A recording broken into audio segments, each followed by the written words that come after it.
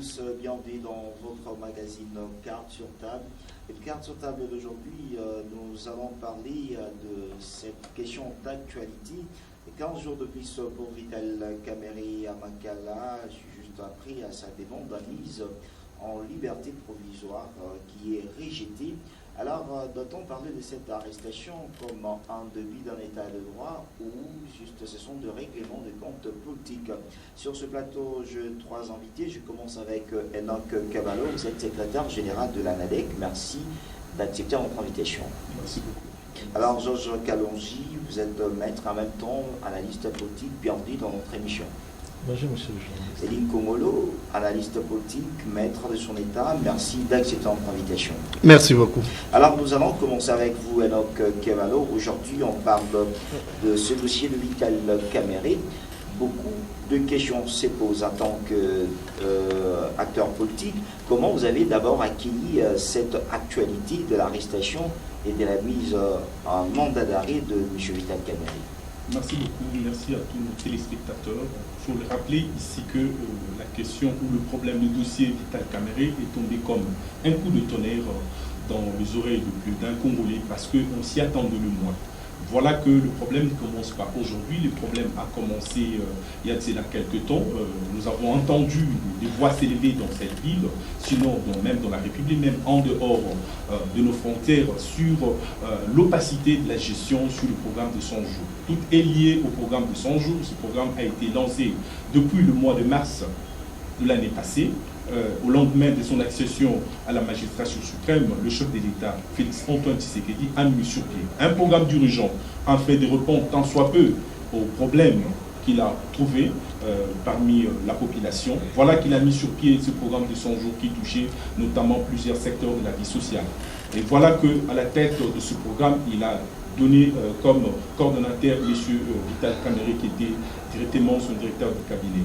Mais voilà qu'après la gestion ou le début de ces travaux, on a constaté que les travaux ralentissaient. Même il y a des chantiers qui ont dit même fermés parce que faute de moyens, alors qu'il y a eu des montants faramineux qui ont été alloués aux travaux de 100 jours. Au moins 400 dans cette ville. Exactement. Mais voilà que après cela, on a commencé, on a suivi le rapport.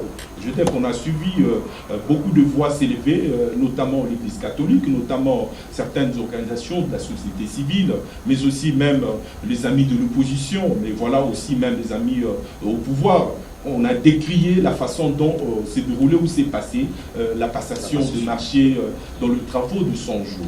Mais voilà que dans toute cette opacité, dans tout ce bruit qui se faisait entendre, le nom d'une personne revenait à tout moment. Mais voilà qu'après cela, ces dossiers, cette même invité au niveau du Conseil de ministres, c'est voilà qu'après débat et délibération au niveau du Conseil des ministres, le Conseil a décidé d'allouer une fois de plus un montant pour la finalisation, notamment de ce mouton ici à Kinshasa, mais aussi lancer des poursuites, mener des enquêtes pour voir un peu plus clair dans ce dossier. C'est voilà qu'aujourd'hui, après un temps qui a été donné pour des enquêtes sur terrain au niveau des entreprises exécutantes, au niveau, à tous les niveaux, je vais dire ici, il y a eu l'ANER qui a été associé, il y a eu le ministère de Finances, l'inspection du ministère de Finances, mais aussi aujourd'hui avec nos cours des tribunaux. Et voilà le dossier qui emporte aujourd'hui Vital Kamerhe en détention provisoire. Alors, maître Georges, nous allons parler. Est-ce que doit-on dire que ce dossier de Vital Kamerhe, c'est une humiliation ou l'homme devrait répondre tout droit à la justice? Parce que c'est comme les autres parlaient de règlement de compte. Comment imaginez-vous cela? Tout d'abord, je tiens à vous remercier de m'avoir invité sur votre chaîne de télévision. S'agissant de votre question, je ne pense pas qu'il s'agit d'une humiliation parce que ce soit Vital Kamerhe, que ce soit les chefs de l'État, tous prônent pour un État des droits. Et l'état des droits, c'est que nous devons respecter les lois du pays.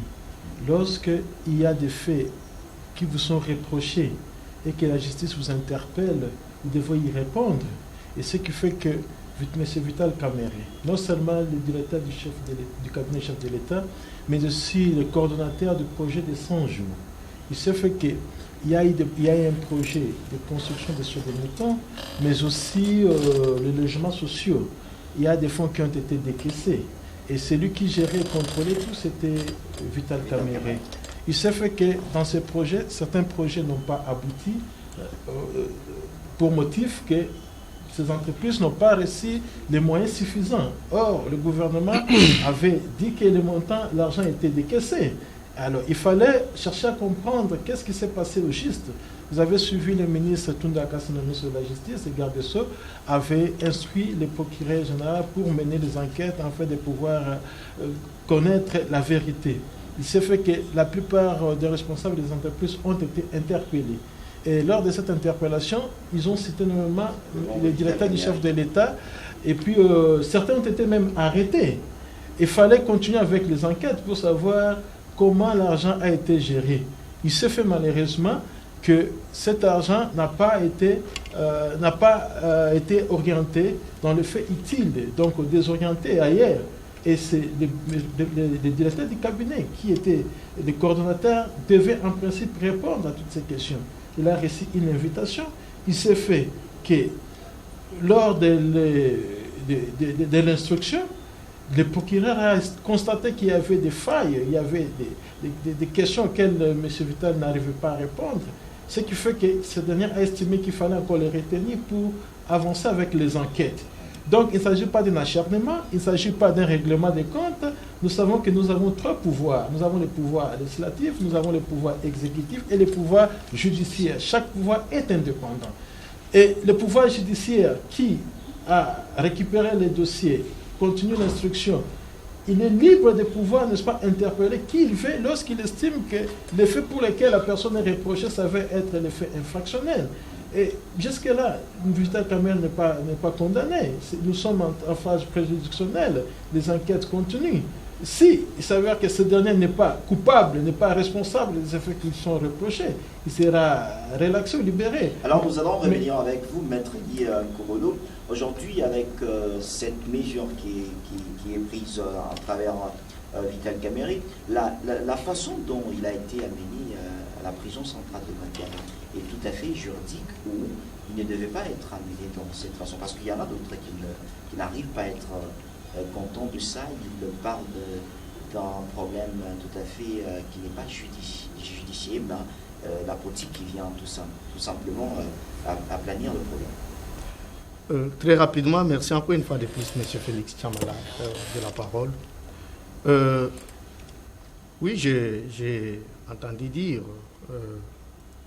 sur ce plateau que l'arrestation de M. Vital Kamerhe a été conçue, réceptionnée comme un coup d'étonneur. Ça, c'est mon compatriote Enoch Kubana qui l'a dit, comme un coup d'étonneur. C'est que vous oui, je comprends. Partager. Oui, je le partage à moitié, puisque ça s'est dit, n'est-ce pas? Et je comprends peut-être le contexte dans lequel il a donné cette réponse.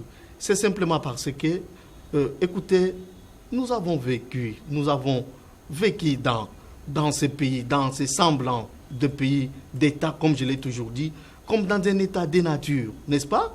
Puisque dans nos sociétés des hommes qui se respectent, dans nos sociétés des hommes normaux, n'est-ce pas?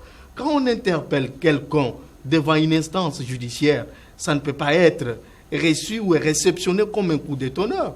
Et ça ne peut même pas faire objet de débat. Ça ne peut même pas prendre d'autres tournures, d'autres directions, n'est-ce pas? Oui, c'est du clientélisme aveugle. Écoute, mon très cher Félix Chamala, nous avons longtemps construit ces pays sur base des individus. Nous avions manqué à construire un État-nation, un État digne, n'est-ce pas? Mais il est temps quand même que nous puissions cesser aujourd'hui de parler des individus dans cet État. Nous avions aidé des individus à devenir plus forts que l'État lui-même. Nous avons affaibli l'État. C'est ainsi qu'aujourd'hui, je ne cesse de le dire, que cette pandémie qui nous surprend aujourd'hui a mis en nuit notre État. Et cette pandémie, cette maladie de virus Ebola, ce n'est même pas peut-être le sujet du jour, mais nous a démontré que nous n'existons pas, le Congo n'a pas existé, il n'y a que des individus qui ont existé, n'est-ce pas? Puisque dans un État des hommes qui se respectent, comme mon confrère l'a dit, vous avez des institutions de la République. Nous devons travailler pour avoir des institutions fortes. Quand une institution de la République, comme la justice de notre pays, interpelle quelqu'un qui a été soupçonné pour avoir détourné des deniers publics, pourquoi on doit en faire un problème? Pourquoi ça doit devenir un problème politique? N'est-ce pas? Pourquoi? Qu'on voit qu'il y a y a une main noire qui est... Oui, mais il s'agit de quelle main noire, n'est-ce pas? Puis-je vous rappeler ici que cette affaire n'a pas commencé aujourd'hui. Rappelez-vous qu'à son temps, qu'il y a eu un rapport de l'inspection générale des finances qui a été adressé au procureur général près la Cour de cassation. Et il s'en est suivi les rapports de l'Office de gestion de la dette publique. Il y a eu un rapport de l'ANER. Il y a eu plusieurs rapports. Mon compatriote Enoch vous a même fait voir que certaines organisations de la société civile, voire même l'Église catholique, est allée plus loin pour dénoncer cet aspect des choses. Et donc l'affaire a été déjà pendante. C'est ainsi que vous avez remarqué que avant l'invitation de M. Vital Kamerhe, plusieurs personnes ont eu à défiler devant les mêmes magistrats et ont eu à faire leur déposition. Plusieurs d'entre eux ont été mis sous les liens de mandat d'arrêt provisoire jusqu'à être mis sous en fait la détention préventive. Et donc il ne s'agit pas d'un acharnement, il ne s'agit pas d'une main noire. Pourquoi voir la main noire là où c'est clair et là où il faut voir peut-être la main noire, on ne sait pas la voir. Alors, vous estimez, très rapidement pour terminer, vous m'avez posé la question de savoir si le fait qu'on l'ait mis sous les liens de mandat provisoire et amené directement à Makala. Non, écoutez, le magistrat instructeur d'un dossier souverain, mon confrère vous a fait remarquer cela tout à l'heure. Il est souverain, il apprécie les conditions, n'est-ce pas, compte tenu du rouage, compte tenu de l'importance du dossier. Il a apprécié, il a estimé qu'il devait encore garder préventivement la personne de Vital Kamerhe, surtout qu'il est présumé innocent. Mais on ne pouvait pas les garder au parquet général. Là encore, c'est plus pire, puisque là, les conditions ne sont pas vraiment réunies. Il y a des petites maisons d'incarcération.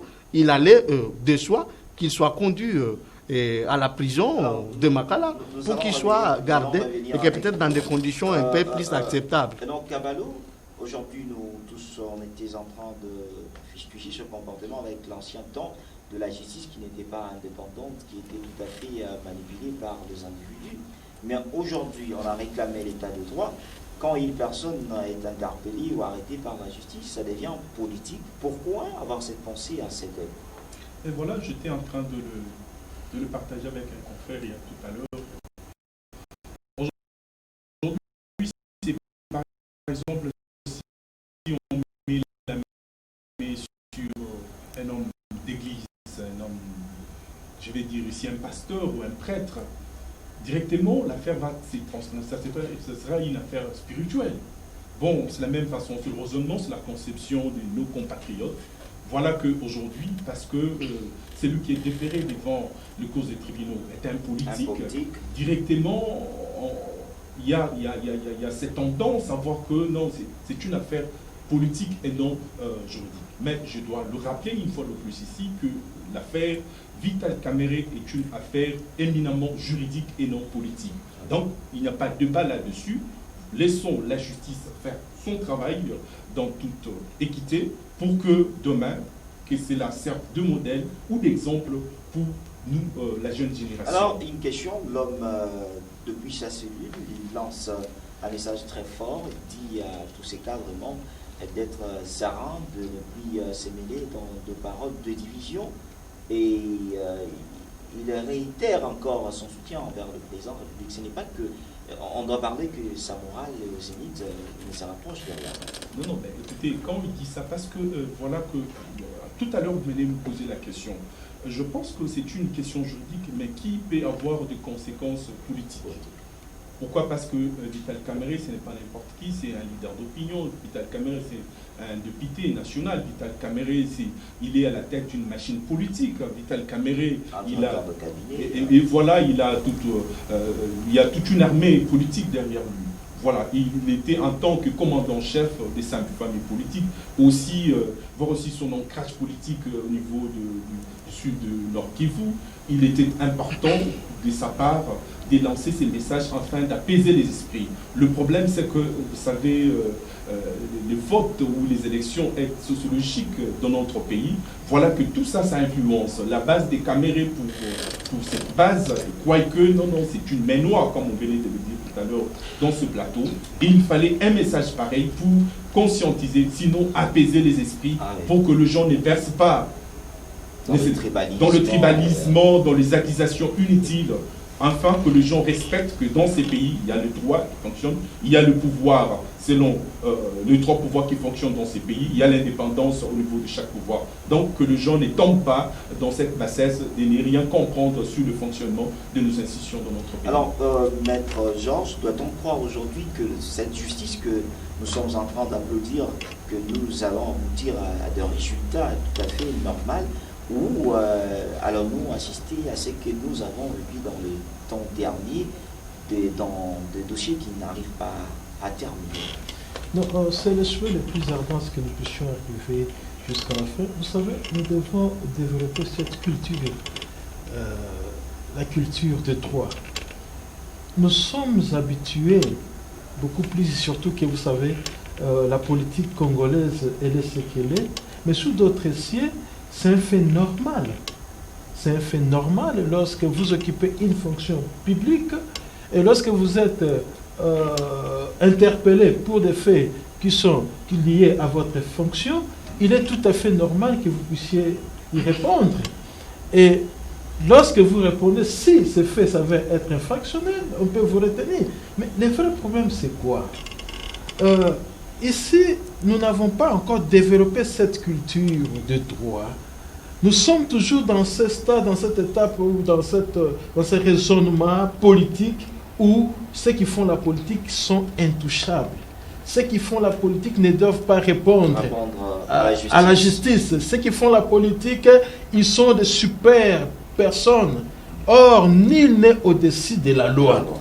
Que vous soyez politicien, que vous soyez mandataire public, que vous soyez chef de l'État, partout où vous êtes, vous devez savoir que la justice existe. C'est cette culture que nous devons développer partout où nous sommes. Je pense que l'interpellation de M. Vital Kamerhe doit servir de leçon à d'autres responsables partout où ils sont, dans n'importe quel service, que si vous travaillez, vous ne travaillez pas pour votre compte personnel, vous travaillez pour la République. Et vous devez travailler en toute conscience. Et si vous ne travaillez pas correctement, la justice peut vous interpeller. C'est ça ce que nous voulons, cette culture-là. Que chacun de nous, là où il est, il doit comprendre qu'il y a trois institutions. Je l'ai dit, chaque institution est indépendante. L'institution judiciaire, elle est indépendante. Que les politiciens ne peuvent pas, ici, inféoder ou se comporter en maître et croire qu'ils sont au-dessus du pouvoir judiciaire. Ça doit cesser. Monsieur Vital Kamerhe, s'il est innocent, je pense que la justice va répondre sur toutes ces questions et il pourra être relaxé. Mais s'il s'avère qu'il a posé des actes qui vont à l'encontre de ce qui devait être fait, c'est tout à fait logique qu'il soit poursuivi. Donc, je voulais conclure en disant ceci, que partout où nous sommes, nous devons développer cette culture pour respecter chaque institution. Et je pense que M. Kamerhe a respecté. Voilà pourquoi il a répondu, il a été arrêté, il a lancé même un message à ses militants de rester calme, à ce que la justice puisse faire son travail. Alors, Maître, pourquoi sa demande de mise en liberté provisoire a été rejetée?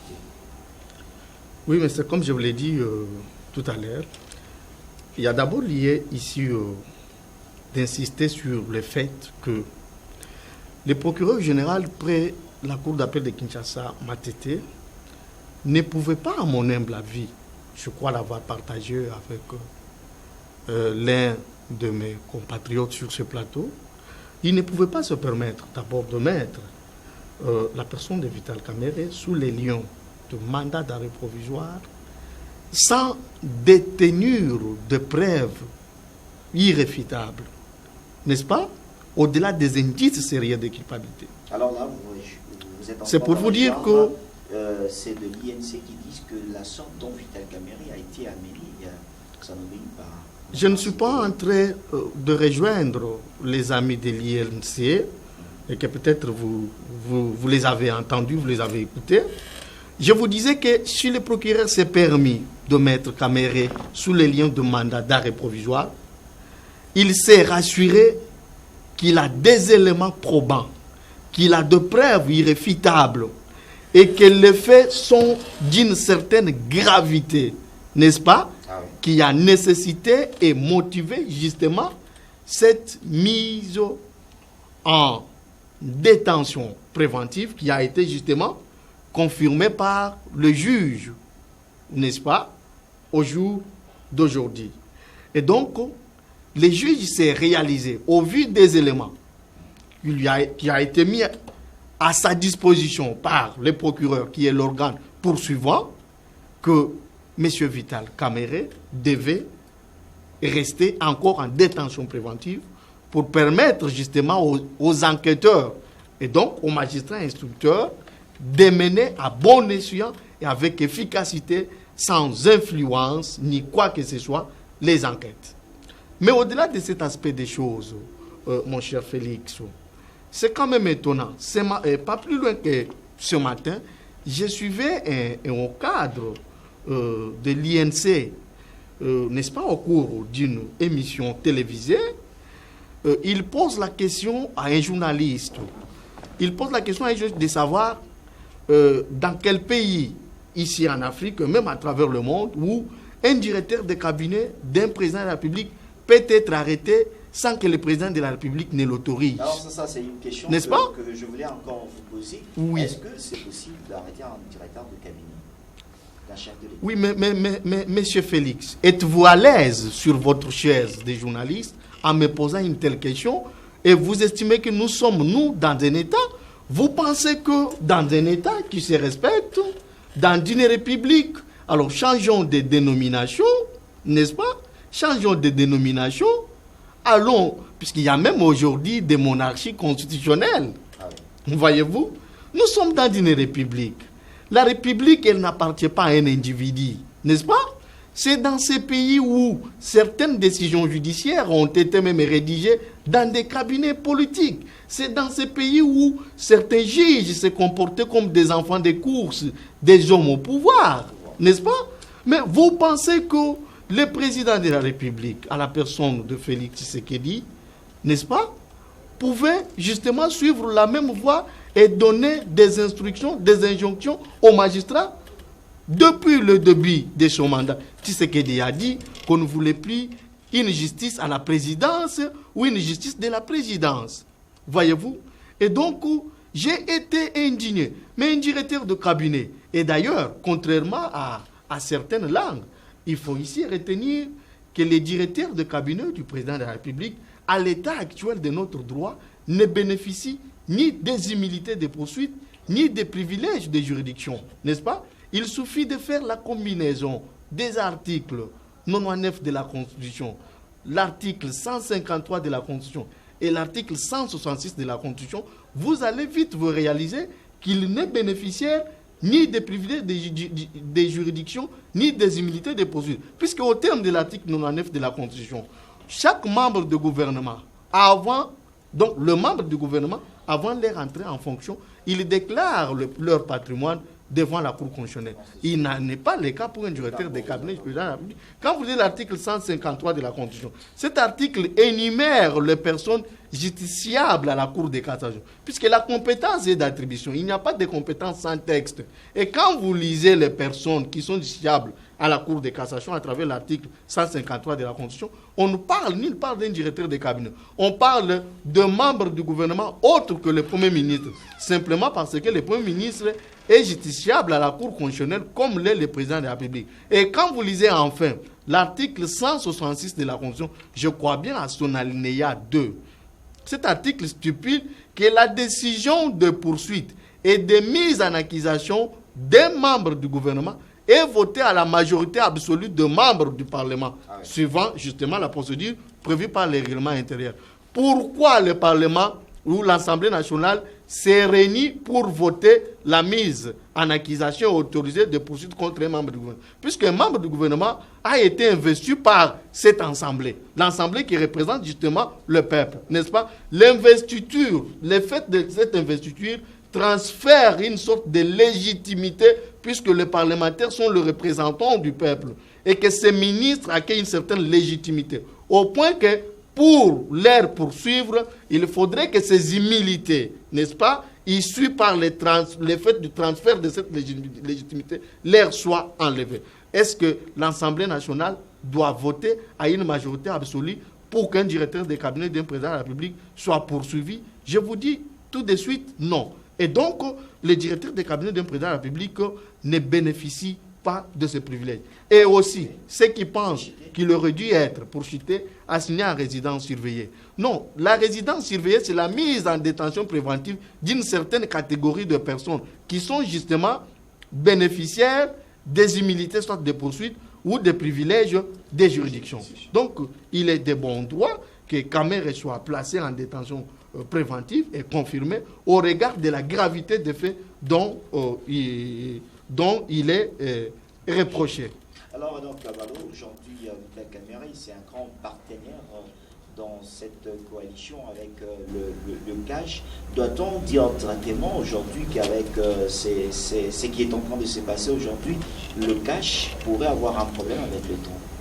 Alors, je ne pense pas, vous l'avez même dit tantôt, que Vital Kamerhe lui-même a lancé un message de paix et de fidélité, sinon de loyauté au président de la République. Voilà que dans ces duels entre l'UNC et l'UDPS, ce sont des individus, des partenaires. Tout le reste, ce sont que des suiveurs ou des followers, comme on les appelle en anglais. Donc, je ne pense pas, à mon humble avis, qu'il y ait des conséquences collatérales, ou collatérales, je vais dire ici, entre les deux partenaires au pouvoir aujourd'hui. Ce qui est vrai, c'est que ça peut créer du bruit, ça peut créer du haut et des bas, parce qu'on s'y attend de le moins, que dans le parcours, dans la marche de cette alliance qu'on rencontre en mi-chemin de tels problèmes ou de telles conséquences. Mais voilà qu'aujourd'hui c'est arrivé. Ce n'est pas un problème, je voudrais encore qu'on ne transplante pas ces dossiers sur le plan politique, bien que ça concerne des hommes politiques, bien entendu, mais il faut comprendre que aujourd'hui, le peuple congolais est mature. Nos dirigeants, je vais dire ici, le haut cadre de l'UNC sont bien informés, ils sont matures, à même de comprendre les choses et les événements et le temps que nous sommes en train de traverser. Et surtout, on a tous déclaré un état de droit. Exact, un état de dirigeant et un état de droit, bien entendu. Nous sommes dans un état de droit et tout le monde a accueilli ça à bras ouverts. Donc aujourd'hui, je ne sais pas si c'est un membre de l'UNC ou de l'UDPS qui s'hasarderait à aller au-delà de ce qui a été convenu et prévu. En tout cas, il est aussi passible, sinon il est complice. Mais à mon humble avis, sur le plan politique, on doit respecter ce qui a été convenu, on doit respecter dans la légalité si nous voulons que ce pays avance. En fait, la politique concerne que la gestion de la cité. Mais si, dans la gestion de la cité, on est en train de faire ou c'est lancé à certaines pratiques vraiment décriées depuis des temps passés, en tout cas, cela ne tiendra pas debout. Donc, tous ceux qui sont dans la justice, ceux qui sont dans l'équité, la coalition ou l'alliance entre l'UNC et l'UDPS doit exister afin que le pays avance sans qu'il y ait une compromission d'une part ou d'une autre. Alors, maître Georges Kalogi, on a eu à suivre un cadre de l'INC qui accuse d'abord ceux qui occupent de postes ministériels, que ce soit au niveau du gouvernement, au sein de la présidence de la République, de la trahison haute envers Vital Kamerhe. Je ne sais pas la trahison, c'est à quel niveau. Ils veulent que Vital Kamerhe puisse tomber et que puisse réformer leur structure de leur manière. Dans chaque organisation, il y a toujours des tirets de ficelle. Je ne vois pas la trahison parce que jusque-là, nous avons tous suivi l'évolution de l'UNC. Vous savez qu'ils sont en coalition. Aucun membre de l'UNC au gouvernement n'avait fait une déclaration contre Vital Kamerhe. mais aussi ceux qui sont au Parlement. D'ailleurs, vous avez suivi les députés de l'INC.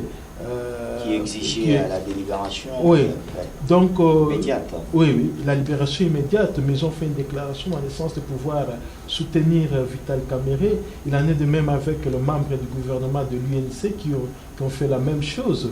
S'il y a trahison, je pense que celui qui a fait cette déclaration, c'est celui qui trahit, parce que il n'a pas donné la vraie motivation de cette trahison. C'est à quel niveau? Ça n'a pas été dit. Donc, vous savez, c'est ce que les confrères et les amis venaient de dire. Donc, nous voulons politiser cette affaire. Nous voulons donner l'impression que Vital Kamerhe est victime d'un complot au sein de son parti politique, mais aussi au sein du cash. Ce n'est pas vrai. Vital Kamerhe est poursuivi pour des faits qui sont connus. C'est par rapport au programme de 100 jours. Il s'est fait qu'il y a eu des détournements de fonds et il a été normalement cité.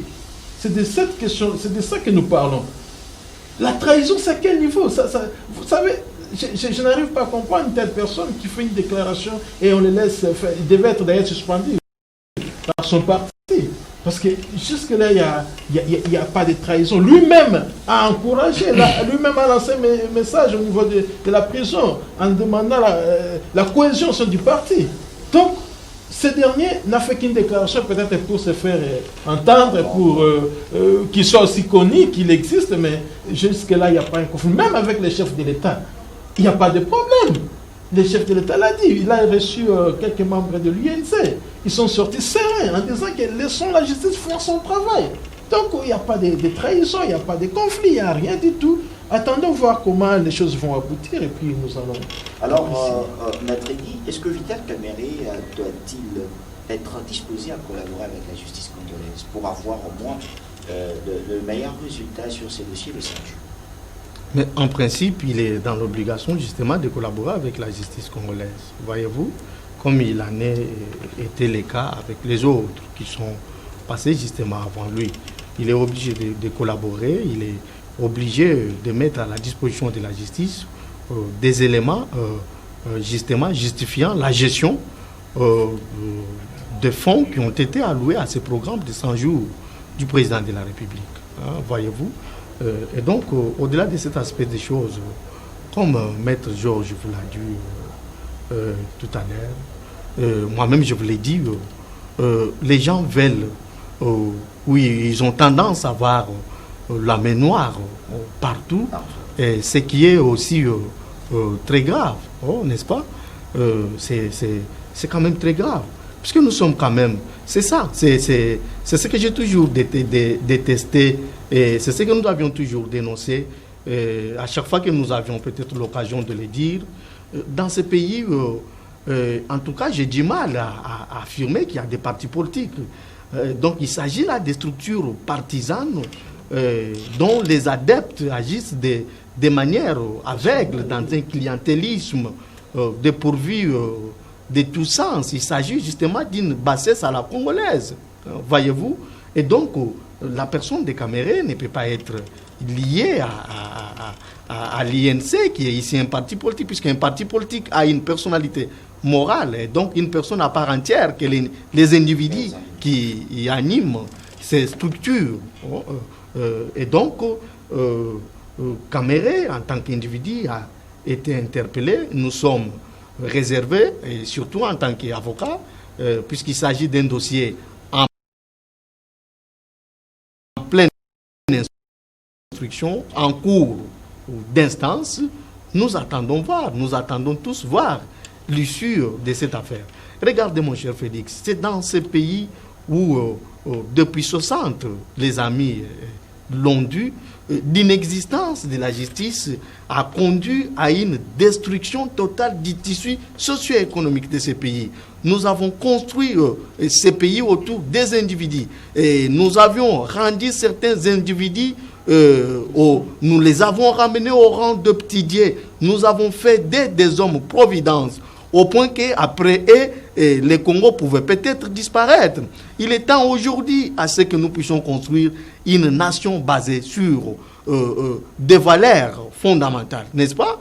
Je ne vois pas dans un État qui se respecte, où les adeptes d'un quelconque parti politique ou d'une structure partisane, comme nous les voyons ici, encourageaient quand même quelqu'un qui est reproché d'un fait de détournement des deniers publics. Les deniers publics veut dire les fonds qui appartiennent à l'État. Public, ça veut dire ça appartient à tout le monde. C'est l'argent du contribuable congolais. On ne peut pas quand même comprendre que les gens se permettent de manière systématique à détourner des millions et des millions. Mais aussi, l'interpellation de Vital Kamerhe, c'est aussi un signal fort, justement, pour les amis du FCC qui ont dit à gérer ces pays de la manière que d'aucuns n'ignorent, n'est-ce pas? Rappelez-vous, je l'ai toujours dit, du projet Passerelle. Ces passerelles ont coûté à la République à peu près 11 millions de dollars. Mais depuis lors, nous n'avions pas la suite, puisqu'il a été convenu de construire ces passerelles dans l'ensemble de la ville de Kinshasa. Et nous ne savons pas où est-ce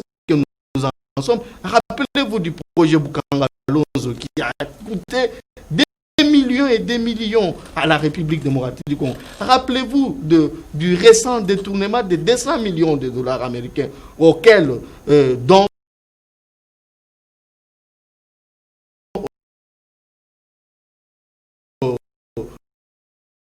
d'aucun Congolais ne cesse de réclamer. Et donc, au-delà de ça, mais l'État congolais aujourd'hui n'existe plus en tant que tel, puisque l'État, c'est quand même une personne morale. Je l'ai toujours dit, quand on était encore enfant, on se disait, l'État c'est toi, l'État c'est moi, l'État c'est X, Y. Mais l'État, on le sent à travers ses services. L'État, en tant que personne morale, il a quand même un patrimoine. Mais aujourd'hui, mon cher Félix, il n'est un secret pour personne que le patrimoine immobilier de l'État a été totalement dilapidé. L'État n'a plus de maison dans cette ville. En train de se passer, vous acceptez que l'État est en train de prendre sa place au pays?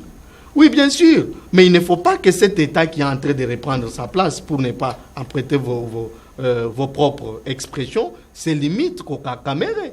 Puisque il y a plusieurs dossiers. Et donc, j'étais en train de citer, et si vous le permettez, en une seconde, que l'État congolais a été, tous les immeubles de l'État ont été expropriés par des individus. Alors maintenant, Cavallo, est-ce que c'est un message fort, comme venait de le dire Maître Elie Kongolo, lancé à toutes ces personnes qui ont eu à apprendre les choses de l'État ou bien détourner les derniers publics? Exactement, c'est un message fort à l'endroit de tous les Congolais, qu'ils soient à l'intérieur du pays ou qui vivent à l'extérieur du pays. Voilà que nous avons tous décrié une justice à double vitesse. Une justice donnée aux pauvres différemment qu'aux riches, donnée différemment aux faibles qu'aux forts. Donc voilà, nous avons tous décrié cela parce que la justice élève une nation, dit la Bible. Donc aujourd'hui, c'est un message fort. Aujourd'hui, ça va servir d'exemple. Aujourd'hui, ça va instruire plus d'une personne dans notre pays pour que demain, qu'on soit à mesure de respecter le bien public, le bien de l'État, les fonds alloués à un travail ou à un projet de l'État, cela doit être respecté pour une fois dans la vie. Donc voilà, en quelques mots, donc ça va nous servir aujourd'hui d'exemple. Demain, on ne verra pas un monsieur, quel que soit le poste ou la fonction qu'il occupe, détourner ou soit prendre ce qui appartient à l'État pour ses propres fins. Donc voilà, aujourd'hui, nous sommes rassurés, nous sommes motivés que demain, ça va nous servir d'exemple, même pour les générations qui viendront après nous. Ça sera écrit noir sur blanc dans nos manuels, ça sera écrit dans nos livres, ça va servir de jurisprudence pour que demain, ça soit un modèle, une leçon pour nous autres. Donc voilà un peu ce que je peux dire. Maître Georges, vous partagez le même idée avec Maître Elie Kongolo, avec peut-être qu'il l'est que non aujourd'hui. On ne fait pas sentir l'État, surtout dans ces dossiers, que ce soit sur le plan juridique. On voit qu'il y a eu l'existence de l'État. Est-ce qu'aujourd'hui, avec tout ce qui est en train de se passer, doit-on dire que l'État est en train maintenant de prendre sa place en République démocratique? Moi, je pense que l'État a toujours existé depuis longtemps, avec ses attributions, avec ses attributs. Mais seulement... D'ailleurs, là, vous ne partagez pas le même idée avec... je partage en partie ce que le confrère venait de dire. L'État a toujours existé avec ses attributs, mais seulement, il s'est posé un problème où ceux qui occupaient des fonctions confondaient le pouvoir, l'État avec leurs fonctions. C'est là où s'est posé le problème. Mais ce que nous voulons, c'est quoi? C'est à partir du moment où vous êtes placé quelque part, vous devez être consciencieux. Vous devez faire la différence entre la fonction que vous occupez et ce que vous êtes en tant qu'individu. C'est un mandat qu'on vous donne pour poser certains actes liés aux attributs que vous avez. C'est là où il s'est posé des problèmes. Et les gens qui occupaient ou qui occupent des fonctions arrivaient à oublier qu'ils étaient là provisoirement, qu'ils étaient là pour un mandat, pour un temps. Après, parce qu'il est clairement dit, les hommes passent, les institutions restent. Donc, c'est ce problème-là qui a caractérisé les dirigeants congolais. Ils ont confondu le pouvoir avec leur position personnelle. Ce qui fait du coup, l'État est devenu ce qu'il est devenu. Maintenant, que chacun de nous, là où il est, là où il travaille, il doit être consciencieux. Il doit savoir, les actes qu'il pose, il ne pose pas en son nom personnel, il les pose au nom de l'État. Et s'il y a des failles, il doit s'attendre à des poursuites. C'est ça que nous voulons. Que la conscience doit revenir dans le chef de chacun de nous. Pour que nous puissions respecter les biens de l'État, nous puissions respecter l'argent de l'État, nous puissions respecter les institutions de l'État, nous puissions respecter l'État dans sa globalité. C'est là où vous allez voir que nous serons une nation forte, un État puissant, capable de pouvoir, n'est-ce pas, aller de l'avant. Mais lorsque nous confondons les choses, c'est ce qui fera en sorte que nous puissions reculer comme venait de dire mon côté batteur.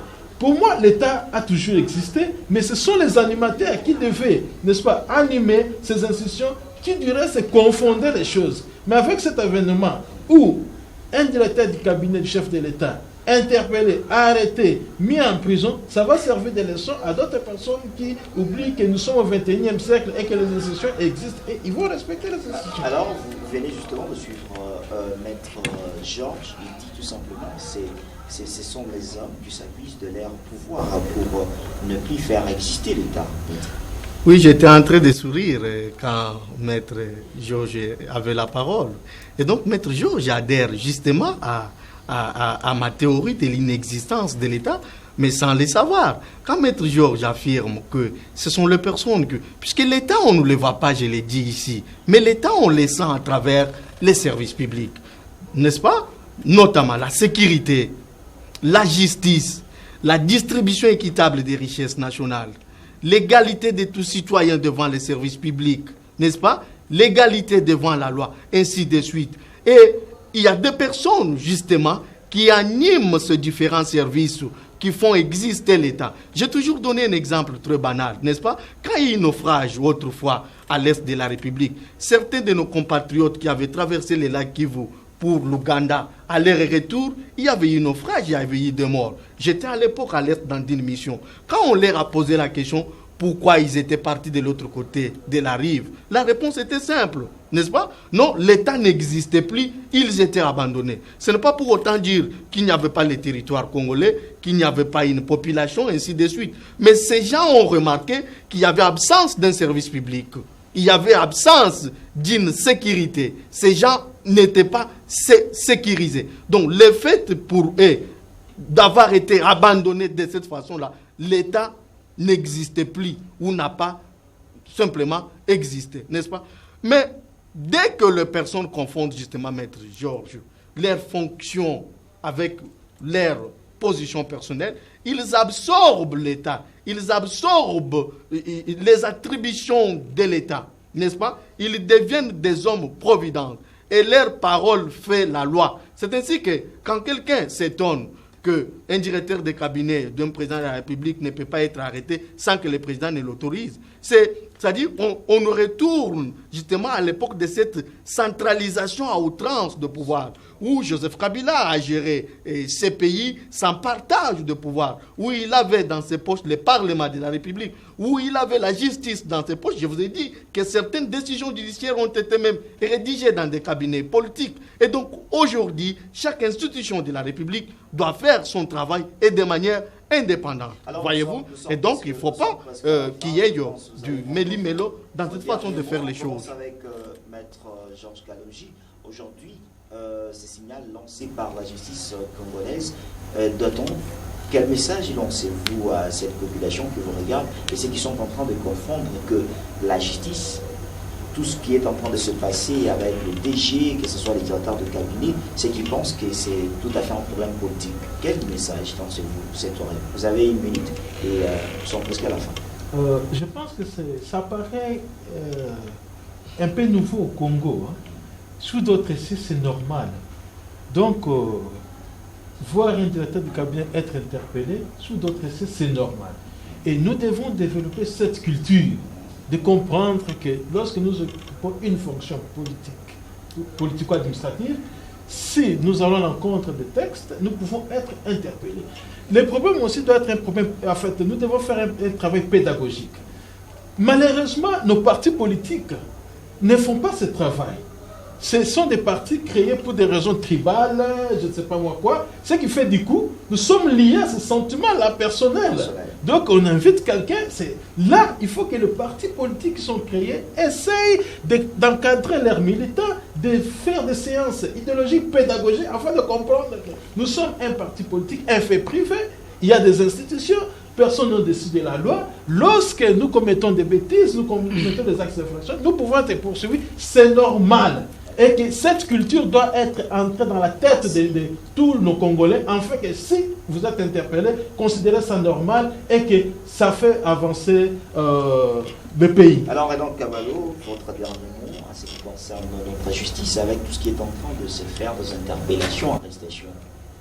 Ce que je peux dire rapidement, ce que nous soutenons aujourd'hui le pouvoir judiciaire dans notre pays, nous soutenons la justice, parce que la justice élève une nation, nous l'avons dit ici, nous soutenons la justice, nous soutenons la démarche de la justice, nous appuyons la justice est rendue au nom de la République pour l'intérêt de tous, nous soutenons cette justice, donc voilà ce que je peux dire en quelques mots. Mais aussi je profite pour demander aux uns aux autres, notamment à la population, aux partisans des X, Y, à comprendre que nous sommes dans un état de droit.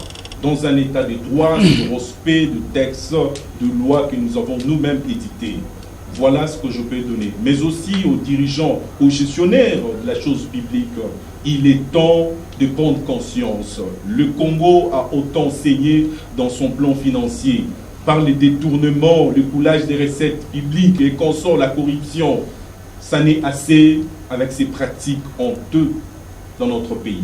Donc, le temps est arrivé où le Congo doit se mettre debout sur le levé par la justice, et une justice équitable qui sert les intérêts de la nation. Alors, Maître Elie Kongolo, votre mot de la fin à cette concerne la justice congolaise.